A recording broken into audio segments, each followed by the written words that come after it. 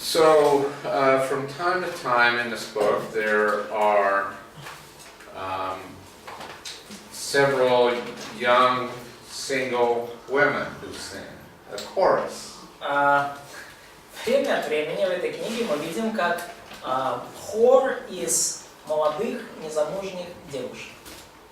Конечно. And they are sometimes called the daughters of Jerusalem. И иногда они называются дочери Иерусалимские.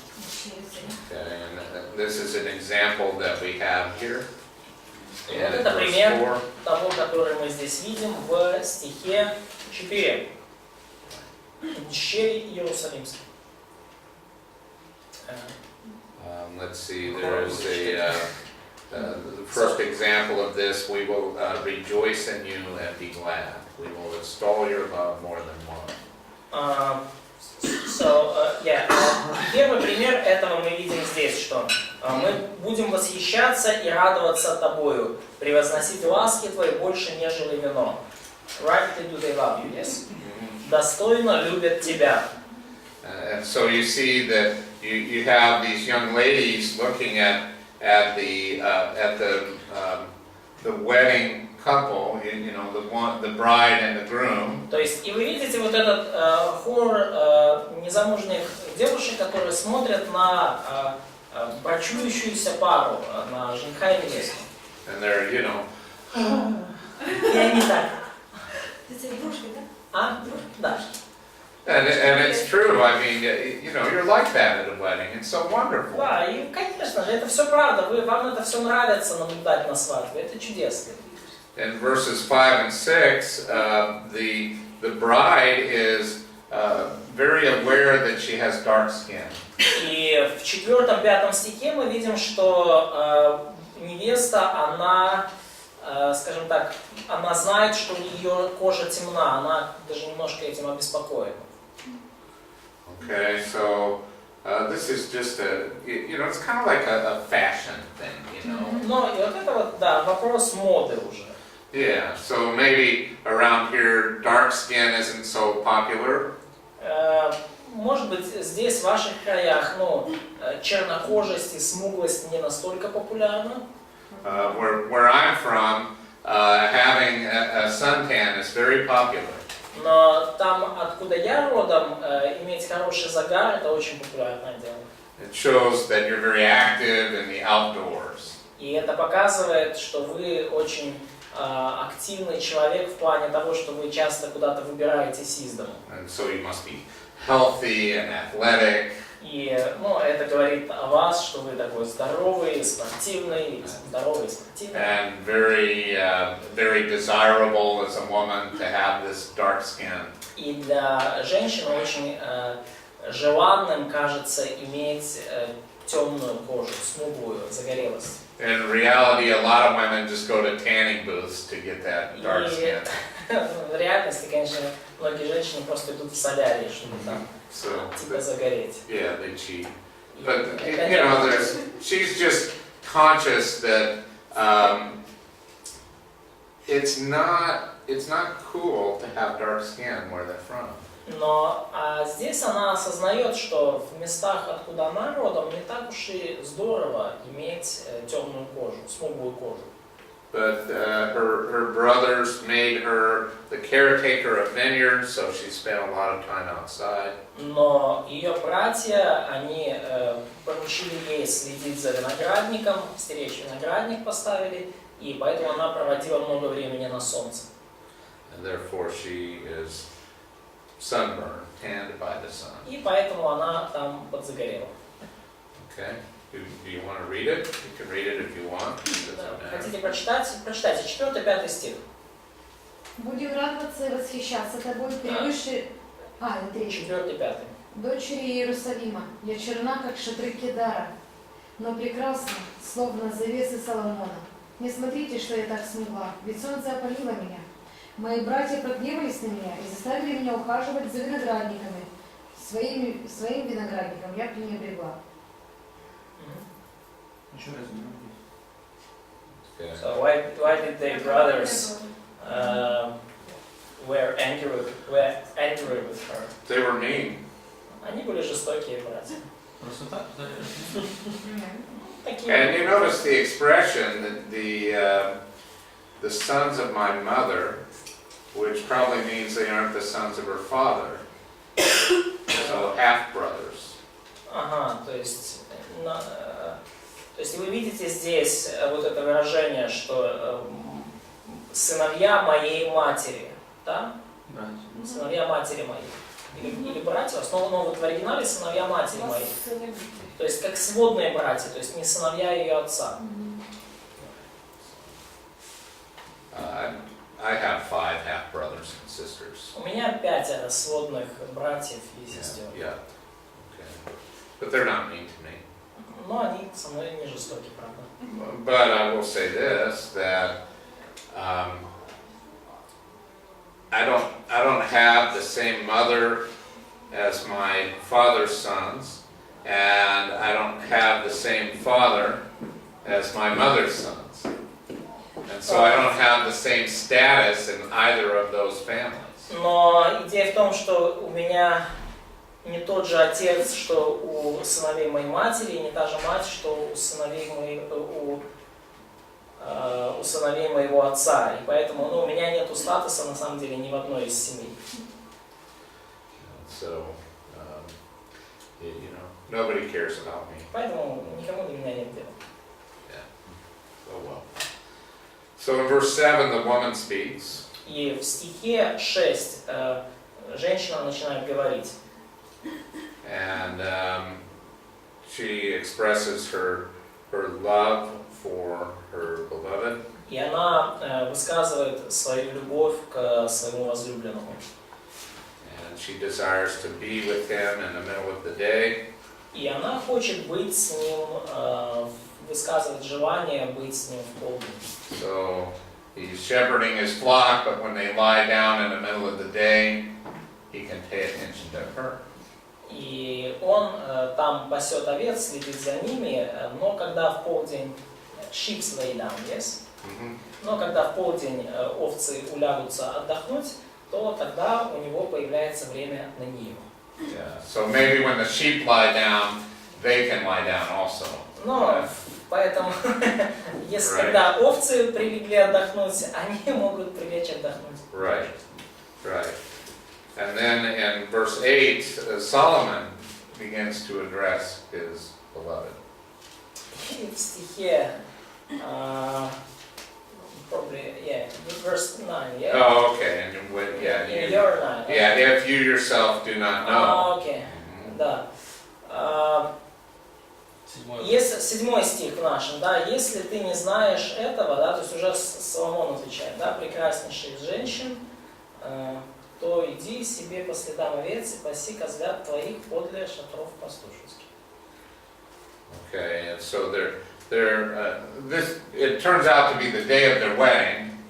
То есть, и это все, переходит плавно в день их свадьбы. And they're flirting with each other. То есть, и они, то есть, вы понимаете, то есть, они здесь так флиртуют друг с другом немножко. Okay, so this is what's going on. They see each other. The wedding's going to be that night, but during the day they're flirting back and forth. То есть, они видят друг друга днем, свадьба будет вечером, и днем они так и немножко друг с другом уже начинают подфлиртовывать. Okay, so this is verse 8. Это вот стих 7. And she. So he's kind of joking. Now he is starting to, talk to her in a loving way, in a passionate way. И сейчас уже он начинает говорить ей в таком, во влюбленном таком состоянии. То есть... Yeah. So Vitali, read to us verses 8 through 10. Виталий, прочитай, пожалуйста, стихи с 8 по 10. Or I should say Solomon. Да, Соломон, прочитаем с 8 по 10. Милая моя, я уподобил тебя ковылице, запряженной в колесницу фараона. Прекрасные щеки твои под украшениями, и шея твоя в ожерелье. Мы сделаем тебе украшения из золота, оправленные серебром. До 10-го, да? So she has jewelry. Итак, у нее есть уже ювелирные украшения. And apparently some kind of ornaments on her cheeks. И что-то, какой-то орнамент на щеках, And a necklace. и какое-то ожерелье. And, Ну, какие-то, да, подвески. you know, I really think in verse 9 he says, "My mare among the chariots of Pharaoh." И мне кажется, что когда вот он в 8 стихе говорит, что кобылица моей в колеснице фараона я уподобил тебя. So he's talking about a war horse. И мне кажется, что здесь он говорит о военной лошади. Okay, so Sergey and Vitaly, don't ever call your wife a war horse. Никогда не сравнивайте свою супругу с боевой лошадью. That's my important marital advice for today. Это мой вам, так сказать, совет от опытного супруга. Совет о семейной жизни. Right, ladies? Да, милые дамы? Would you like to be called a war horse? Хотите ли вы, чтобы вас Probably назвали not. боевой лошадью? But he's saying she's athletic and powerful and has the vitality of life. Но что он этим хочет сказать? Что она спортивная, что она сильная физически, что в ней есть вот эта вот жизненная сила, да? Это оттуда работает как лошадь. So, is it from Виноградник без is it from this passage about someone who is working like a horse? I don't know. Женщины в Украине так и работают. Yeah. But that's the way how ladies in Ukraine work. Oh yeah, okay. Well, I don't know about that, but I will say Не знаю об этом. find some other way to say that your wife is physically beautiful. Но какой-то другой способ придумайте, чтобы сказать, что ваша жена очень красиво, внешне, то есть внешне физически привлекательна. Just say, my darling, you're in great shape, Просто скажите, дорогая, ты в прекрасной форме. but don't call her a horse. Но никогда не называйте ее кобылицей. Что он думал, когда писал? Okay, let's talk about verses 12 through 14. Давайте поговорим о стихах с 11 по 13. And the fragrance that this woman wears. She wears perfume. И вот это мы здесь видим вот благовоние, да, которое одевает, использует женщина, да, то есть она использует какую-то парфюмерию. So her fragrance is what she thinks about her man. Но вот ее благовоние это то, что она думает о своем возлюбленном. It's not that she's trying to get a man with her fragrance, her perfume. Она не пытается, скажем так, как-то зацепить своего мужчину, да, вот этим запахом, да, то есть как-то его. She already has him. Но она уже как бы, в отношениях с ним, он уже ее. And so this perfume is like saying, this is what I think of you. Но этот парфюм, который она использует, этот запах, это ее один из способов сказать, вот что я о тебе думаю. It's not that she's trying to attract a man. Это не то есть она использует его не для того, чтобы привлечь мужское внимание. And she's saying to her husband, I'm attracted to you. То есть внимание там других мужчин, да, она говорит своему мужу, что ты меня привлекаешь. Да, Do you understand the difference? Понимаете ли вы разницу? Okay. So a woman will go out with a man and wear a fragrance. In my country, I don't know if in yours, but she'll wear perfume. Но, допустим, в моей стране, я не знаю, как у вас, то есть, допустим, девушка идет на свидание с мужчиной, и она, надужилась парфюмерией. Да? And this is to create desire in him. И эта парфюмерия предназначена для того, чтобы создать в нем влечение к ней. Да, привлечь его внимание. Да? Okay. You use the same strategy here? Используете ли вы здесь тоже Каждый стратегию? Okay. Ну, Yeah, парфюмерия, strategy. ну как внимание, это как расчесаться. Нет, вообще Нет, правильно, ты используешь парфюмерию для него. То есть не для себя, Ты а для doing него. every Для day. людей. What's Нет, that? для Every него, day для- significance. для Oh, okay, женского, yeah. для мужчин. Just in case. Yeah. Yeah. Yeah. Почему часто тебе нравятся мужские запахи? Ну и женский Ну, много. Okay. Ну, да, давайте, да. То есть, Okay. So there is a sharing experience between more experienced ladies. Oh, okay. All right. All right.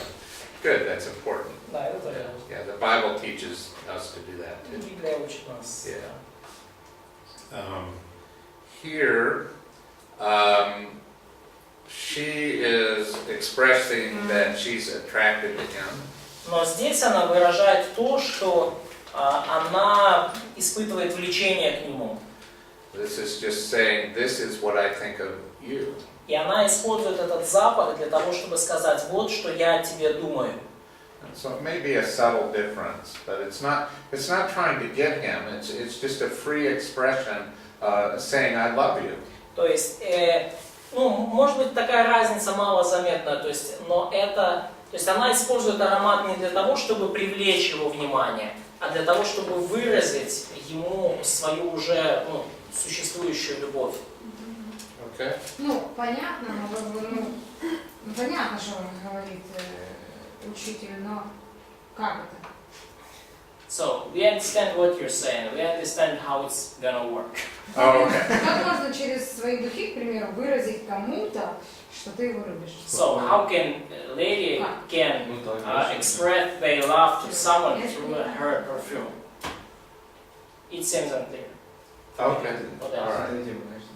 Может, это была тогда просто такая редкость, когда женщина пахла красиво. So maybe that was a rare thing in this time when lady, had a great, good, really good smell. Ну, вообще дорогой тогда был, это же не каждая женщина. То есть это больше Yeah. просто- So, and maybe this perfume was expensive. Как ты празднично одеваешь. Типа, что я ухаживаю за собой, потому что я тебя люблю? So is it like is it something like I'm caring by myself for myself? I'm just wearing clothes just to show how I love you. Yes. Да. Ну это другое дело. So, Отстань. Okay. А что ты приехал с стола рано, чтобы нас учить? So, Вообще не надо. for the next 6 verses, и следующие 6 стихов, they exchange how excited they are at each other's physical attractiveness. и следующие 6 стихов, они высказывают, как они, что они чувствуют, то есть они, следующие 6 стихов выражают их возбуждение от физического влечения друг к другу.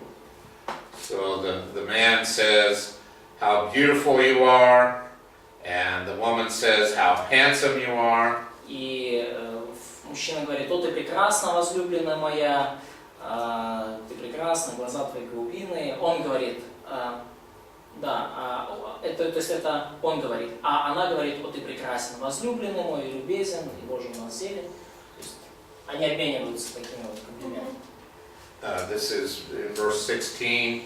И вот, There is this expression of, well, a handsome, I've got this backwards actually. It's in 16, handsome isn't a very good word there because it's talking about the woman. So we say handsome, talking about men only. we don't have this Okay, distinction. translate distinction. Okay. We just Okay, good. beautiful. Okay, well that makes it easier. Yeah. Okay. As it is in NIV. Right. So then in verse 17, they're both speaking. И вот в стихе 16 и 17 они говорят оба. So they're talking about how young and strong they are. So when they say about The beams of our houses are cedars. Oh, yes. Они говорят о том, как они молоды и сильны. Вот говоря о кровлях домов наших кедрах, они говорят о том, как они молоды и сильны. Yeah, so they're just saying that they have well-constructed bodies. They're very healthy and strong. И они, по сути, говорят о том, о своих телах. Они говорят о том, что их тела хорошо сложены, молодые и сильные. And so there is a reason that they would say this to each other on their anticipating their wedding night. Но и есть определенная причина, почему они это говорят друг другу в преддверии брачной ночи. Right? Да? So it's not about their house, which they do. no, they're not talking about their house. То есть они здесь не говорят о своем доме. The house of their body. Yeah. Они говорят о доме своего тела. Yeah. Охрана Духа Святого. About the temple of the Holy Spirit. There you go. Да. True enough. Хижина. Ухаживание такое, что 16 Это свадьба. So is it a courtship? Is it a kind of courtship or it's? It's on the day of their wedding because in the very next verse is about their wedding night. Это описывается день их свадьбы, то есть вот день, то есть перед которым, в тот день, в который они поженились. То есть они вот это все разговаривают перед собой прямо вот за несколько часов до того, как поженились. Потому что в начале следующей главы уже идет речь о свадьбе. Going back and forth, flirting on their wedding day, you know. Here's how it's going to be later tonight. Ну, то есть они флиртуют между собой в день своей свадьбы, они так, ну как, хихикают и так подразумевают, что вот что-то будет сегодня ночью. So he's wonderful to be around. И, ну, им замечательное время, они вместе друг с другом. Right. When do we stop here? 12:10. Yeah. Okay. Oh, okay, we got a long time. Great. All right. So verses 4 through 7. 4 through 7 in chapter 2. Chapter 2. Глава 2, стихи с 4 по 7. То есть вот там вот во второй главе первые 3 стиха вот продолжается то, что началось еще в первой главе, да, что обмен любезностями, комплиментами. He has brought me into his house of wine.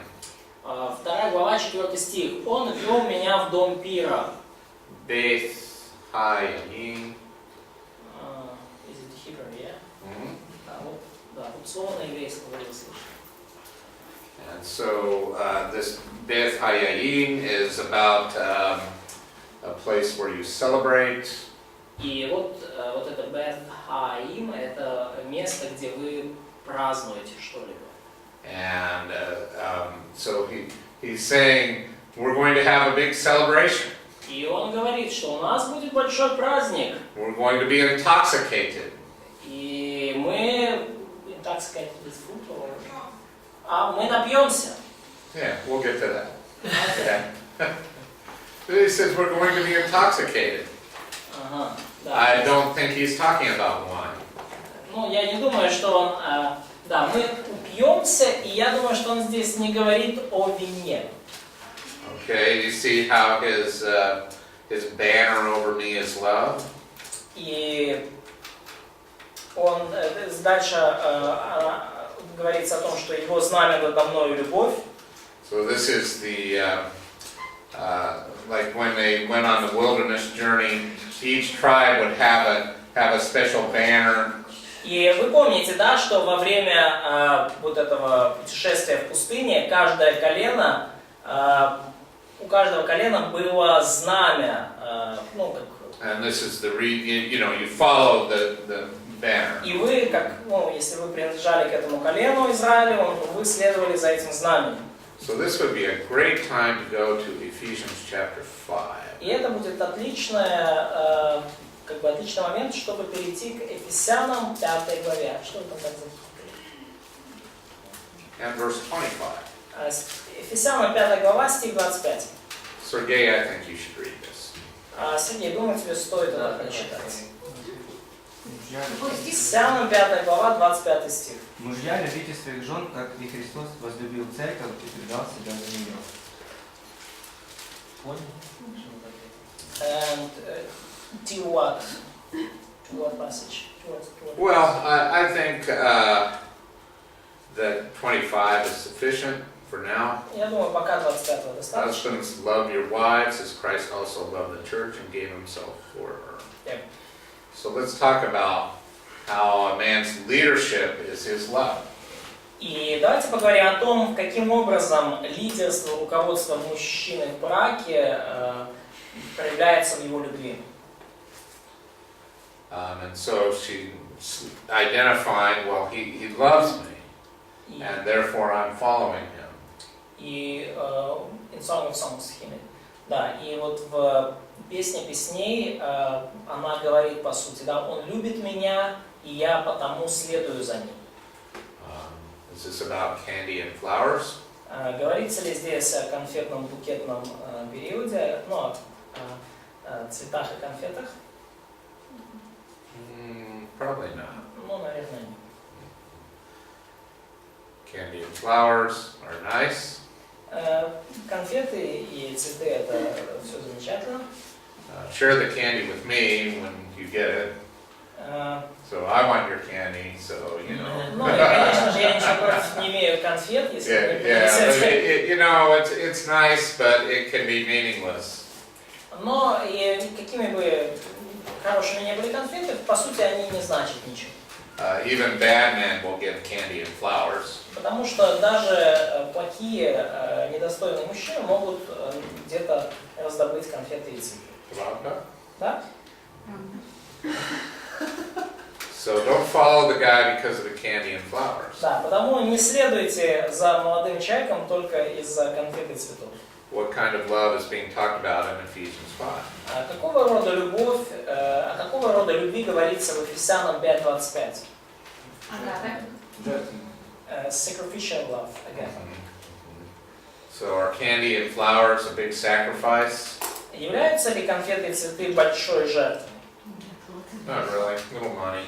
Ну, просто чуть-чуть денег. Кому-то надо заработать деньги. Yeah. Which you still need to earn, guys. Yeah. Okay. But you understand. I mean, Ну, вы понимаете. it's just a little money. Это просто немножко денег. So you have to really know that this man would give his life for you. И вам нужно на самом деле быть уверенными, что этот мужчина, если понадобится, отдаст за вас жизнь. And you can't make him do that. И вы не можете как-то его заставить это сделать. But this is the kind of love that a man should have for his wife. Но это именно любовь того рода, которую мужчина должен испытывать к своей жене.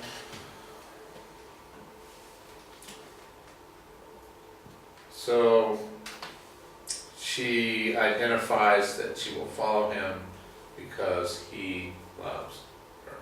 И она таким образом показывает в Песне песней, что она будет следовать за ним, потому что он ее любит. Okay.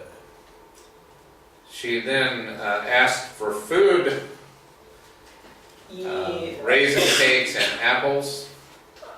далее, возвращаемся к Песне песней, в 5 стихе она просит покушать, да? «Подкрепите меня вином, освежите меня яблоками». Because she is, here it's translated in English, lovesick. И вот в английском переведено, что вот я изнемогаю, ну, то есть в русском тоже, вот дальше говорится, что я изнемогаю от любви. The verb cholath means to be weak or sick. И глагол «хола», он говорит, ну, именно о том, чтобы болеть, чувствовать недомогание. She is intensely weak in love. Она очень сильно изнемогает, она вся ослабела. Fainting, right? А? Fainting? faint, to pass out. Да, то есть то есть она аж в обморок падает. Okay, with love. Она в обморок падает от любви. So there's so much passion in her that she's losing consciousness. То есть в ней столько страсти, что она просто теряет сознание. And so he has his left hand under her head, and his right hand is embracing her. И вот левая рука его у нее под головой, правая обнимает ее. And so right at this moment, И прямо в этот момент. it's kind of an important moment, it sounds like to me. И кажется, что, как мне кажется, это очень важный момент. So this is like picture this like a movie, okay? То есть представьте это как кино. Да? Okay. And so here's the camera, right? Вот In the камера, movie. да? And so here's the man and the woman. И вот Okay. мужчина и женщина, And да? hand is under her head. Левая рука его у нее под Right hand головой, embracing her. а правая right. рука обнимает ее. Okay. So now we're at PG-13 going to R. И вот Okay. мы уже от рейтинга PG-13 мы уже Okay, aren't we? I mean, продвигаемся к рейтингу А. That's where we are. Okay. Now, И вот мы где imagine for a moment that I'm the woman. И вот представьте на минуту, что я женщина. Lots of imagination. Да, Okay. я знаю, много Right. воображения надо. Okay. Да. So, okay, right? Да, Okay, да. right at this moment, she turns to the audience and И addresses them. прямо в этот момент она поворачивается к аудитории, к зрителям и обращается к ним. And so here she is, and then she looks over and says, И вот "Oh, она такая, daughters of Jerusalem." и потом говорит, заклинаю вас, дщери Иерусалимские. I feel sorry for Solomon. Мне, конечно, немножко жаль Соломона. Poor guy, she's doing a commercial, he's all ready to go. Бедный парень, он уже, скажем так, разошелся, да, он уже готов, но... Человек столкнуть. I mean, isn't this great? Но не великолепно ли это? I mean, if you want to communicate something really effectively, choose this moment, to do this. И если вы хотите что-то донести очень ясно и эффективно, выбирайте вот такой момент. However, Но так или иначе. don't do this ever to your husband. Но никогда так не поступайте со своим мужем. Никогда. Okay, so now she addresses the daughters of Jerusalem. И вот теперь она обращается с речью к дочерям Иерусалимским. So it's a commercial. Это вот, да, такая рекламная пауза. А? So they are here, yeah? Uh-huh. It seems like they're... Yeah, it's a little weird. Да, это странно, But Наблюдает сцену. They are watching for them. yeah. Okay, it's a play. It's not the real thing. Ну, это все пьеса, поймите, это спектакль, это не по-настоящему. But I mean, this is so great. Solomon really is brilliant. Но да, но это настолько здорово написано, Соломон действительно гений.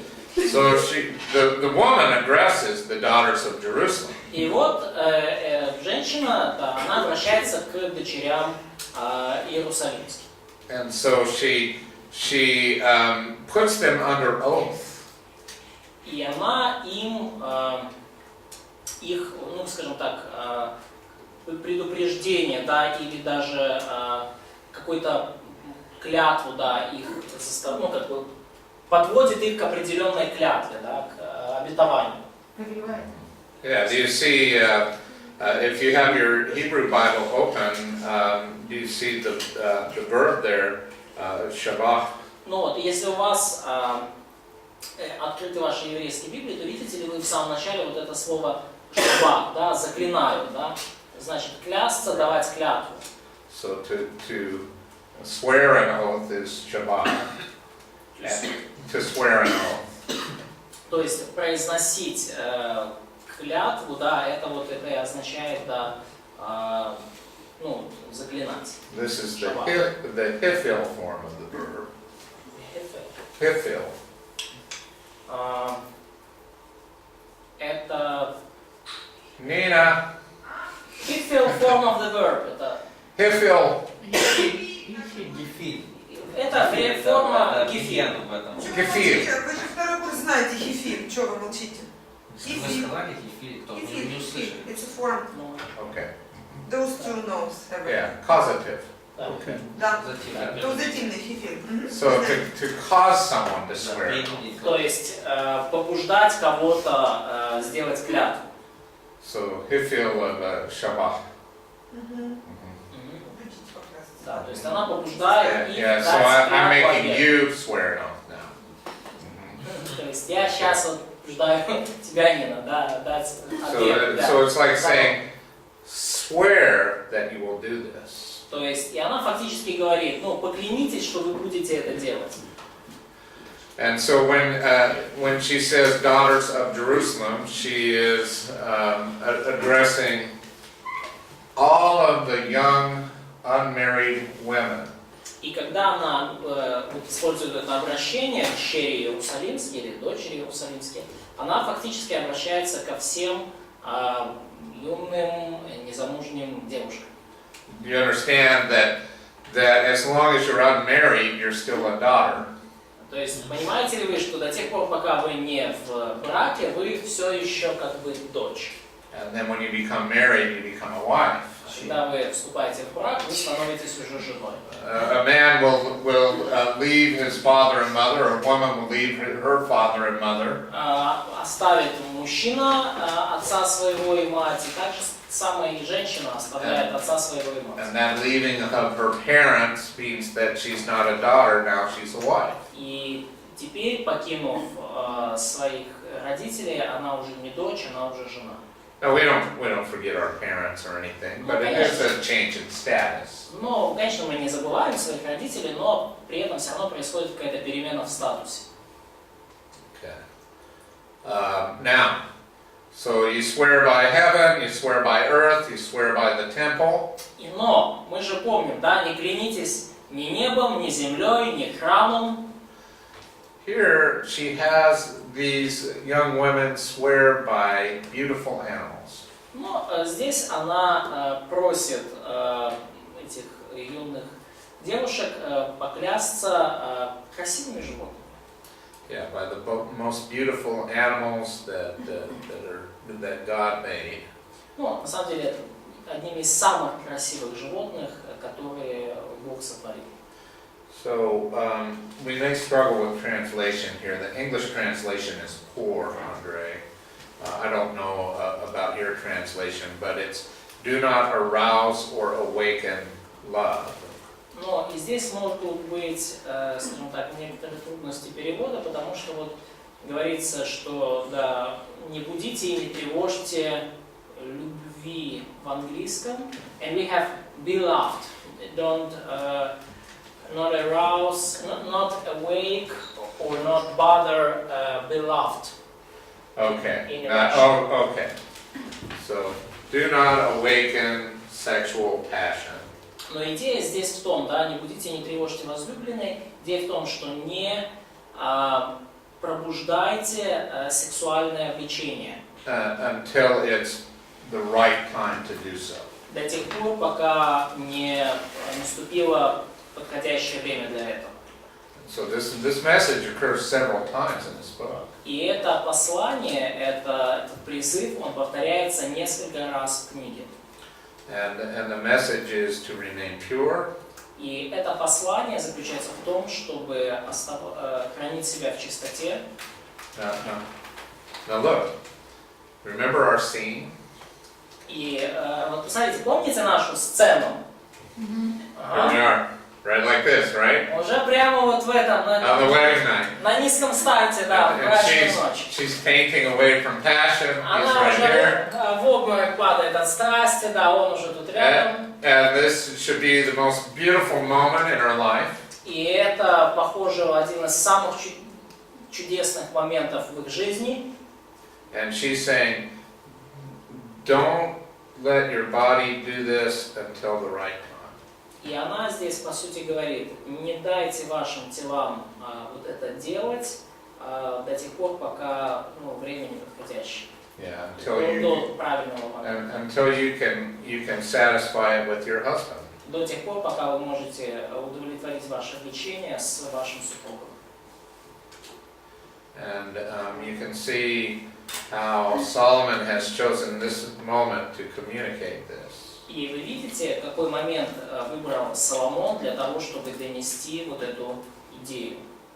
Okay, and so I think that this is an amazing message at the perfect time.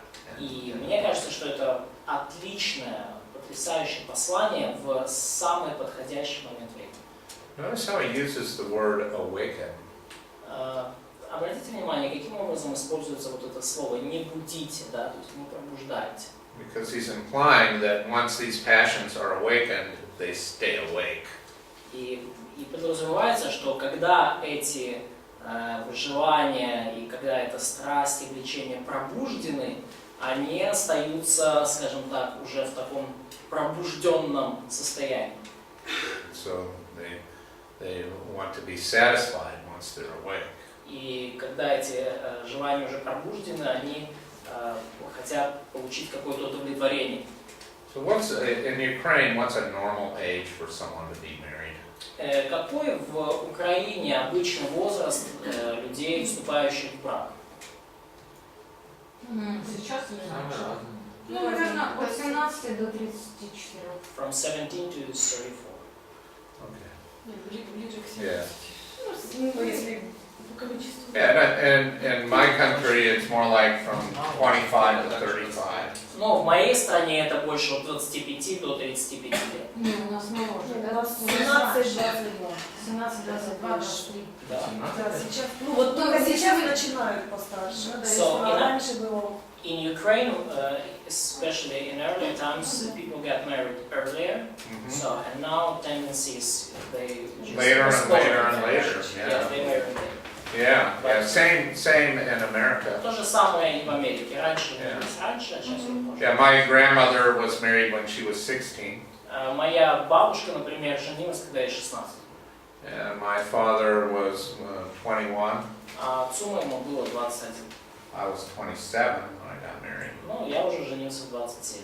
Yeah, so вы it тоже- gets older and older. М? Yeah. И сейчас люди уже все дольше и дольше. Yeah, and I'm not sure how wise this is. I don't know if there's like a perfect time to get married, but I will say this. И я не знаю, насколько это мудро, и есть ли вообще какое-то вот идеальное подходящее время для того, чтобы вступать в брак, но я скажу следующее. Once your body changes, it's very easy to wake it up. Когда по мере того, как ваше тело изменяется, становится все проще вот эти влечения пробудить. True? Да?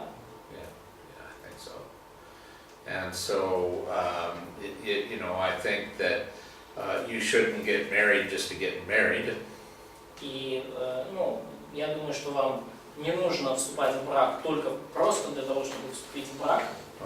Ladies, you should find that man who has sacrificial love for you. И вам, девушки, надо все-таки дождаться того человека, который будет любить вас жертвенной любовью. And you should wait for a woman of Christian virtue. Men should wait for a woman of Да, Christian а virtue. братьям нужно ждать все-таки сестру, девушку, которая обладает христианскими добродетелями. Aren't those people kind of hard to find? Не так, но правда, таких людей вообще-то трудно найти. Yeah, kind of hard to find. Да, таких трудно найти. Someone you have feelings for. Кого-то, к кому вы еще и чувства будете при этом испытывать. Yeah. So anyway, I don't know what I'm saying, but Ну, так или иначе, не знаю даже, что я сейчас if говорю. the Lord lets you marry young, that's good. Если Бог побуждает вас к тому, чтобы жениться пораньше, это хорошо. Учитывая количество братьев и сестер в церкви. Keeping in mind the number of brothers and sisters in churches and gender gap. Yeah. Да. So we have finished Act 1. Итак, мы закончили сцену 1, действие первое. Notice that Act 1 ends with a commercial. помните, да, обратили внимание, вот это первое действие, сцена 1, заканчивается рекламной паузой. Да? You would think this was television or something. Ну, вот как будто вот по телевизору, да, вот рекламная пауза. Act 2 has Самое интересное. On the most interesting place. it's perfect, right? Да? Yeah. Отлично сделано, да? Yeah, we can learn a lot from Solomon. Можно многому научиться у Соломона. Рекламщики научились. So, advertising guys learn a lot from him. Good. In the next act, we have a couple of scenes from their courtship. И в следующем действии мы видим несколько сцен из периода их ухаживания друг за другом.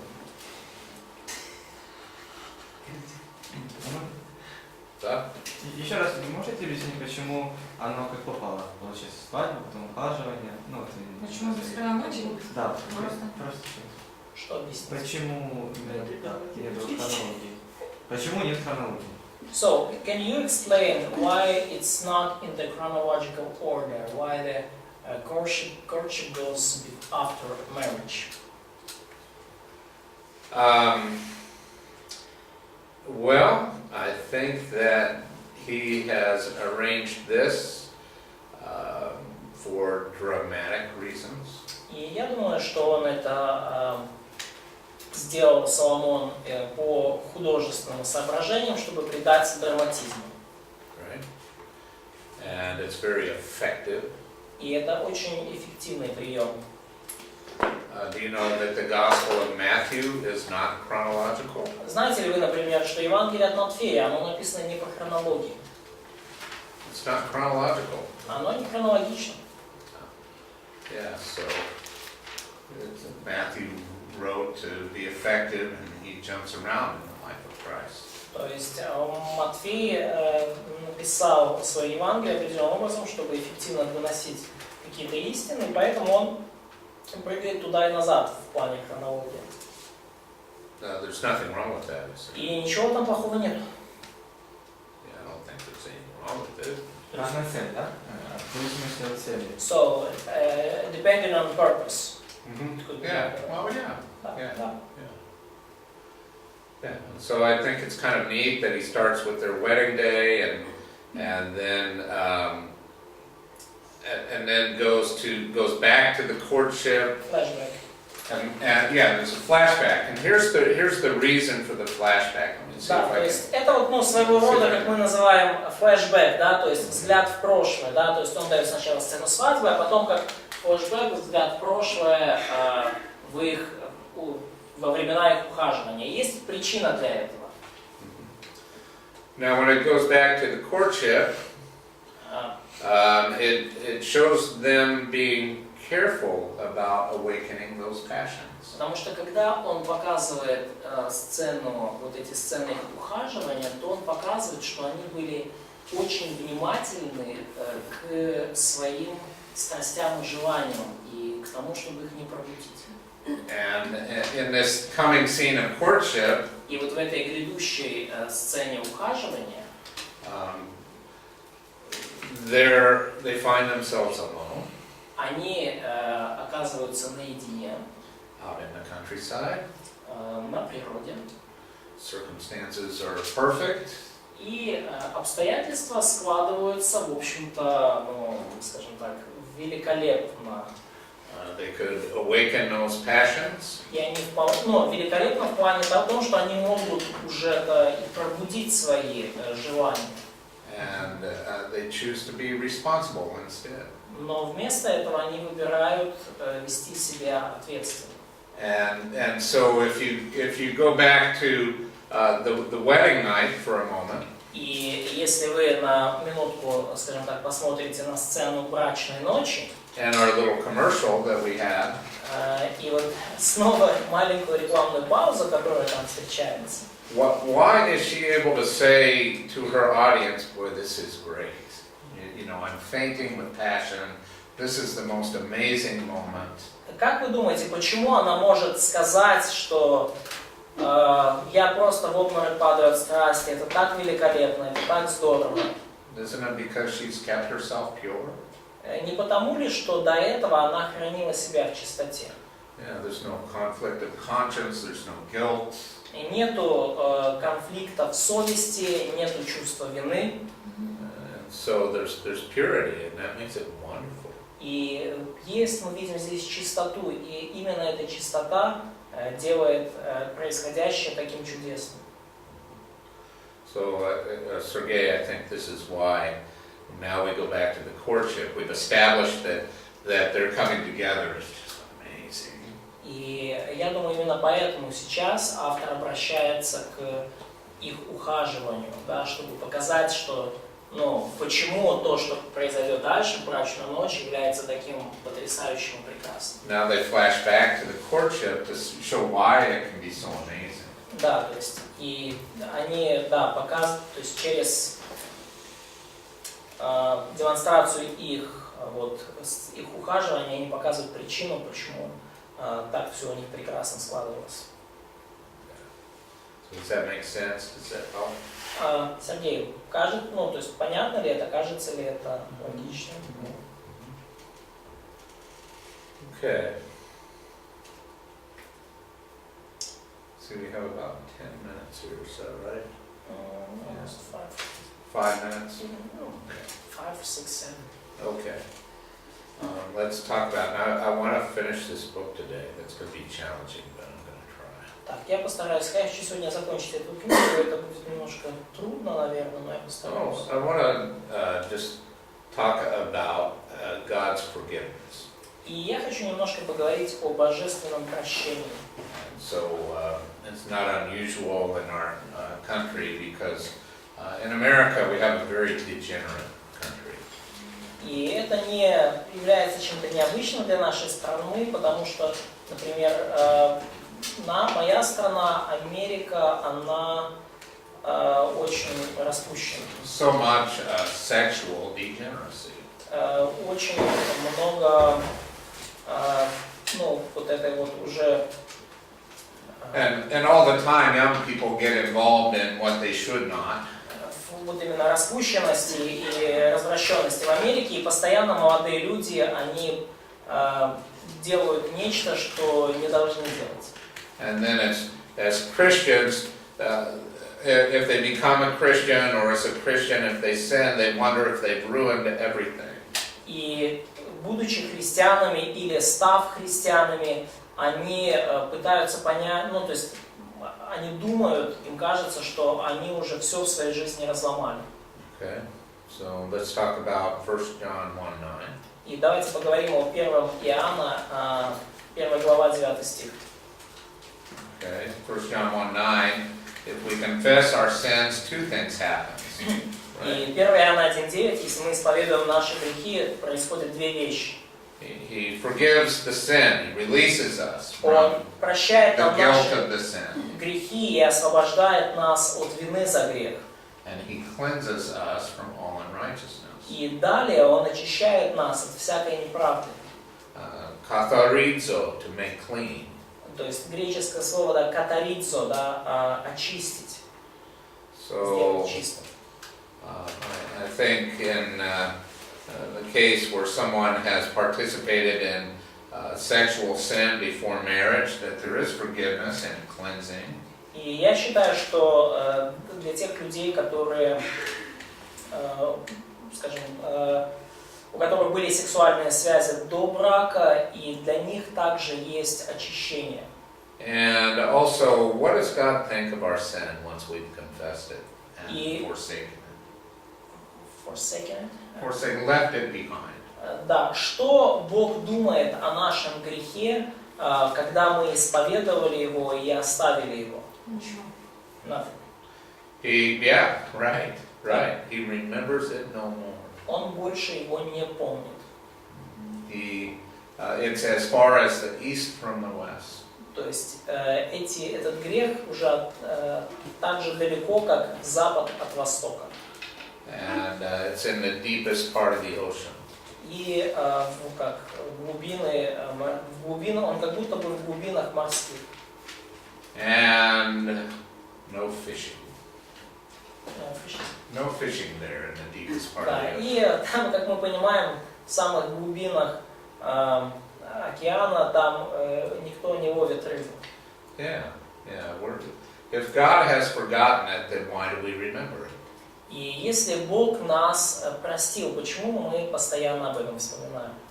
This isn't Если Бог забыл, почему мы постоянно вспоминаем? this isn't a reason to go out and do that sin over and over again. This is a reason. This shouldn't give us license to sin.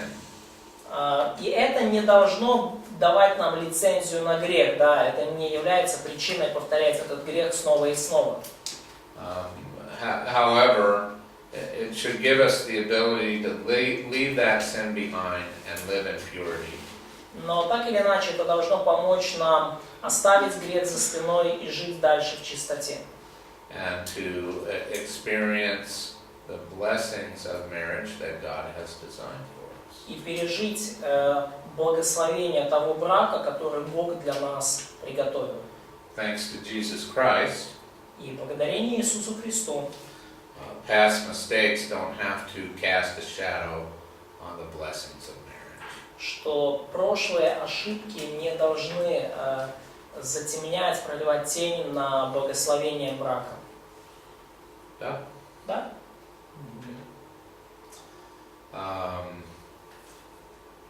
So we can stop now. И мы сейчас остановимся.